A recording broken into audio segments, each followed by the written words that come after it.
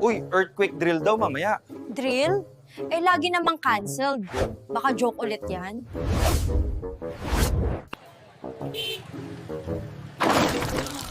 Hala! Sino nag-shake ng table ko? Okay, kalma lang kayong lahat. May budget tayo para sa... Kapitan, hindi ba yan din ang sinabi mo noong nakaraang taon? Mga besh, ha! Grabe yung lindol. Pero bago lahat, like and follow muna kayo. According to experts, Mother Earth is angry because... Kaya mga kababayan, bago kayo mag-post ng hashtag Pray for Earth, baka pwede ring magtanim muna. Magandang gabi bayan, trending na naman si Nature, hashtag Mother Earth Revenge Tour 2025. Ayon sa mga netizen hindi raw aftershock kundi clapback. Isaw for sale, promo, Lupa Shake Edition! Mga besh, lindol na. Pero bago magtago, don't forget to like, share, and subscribe.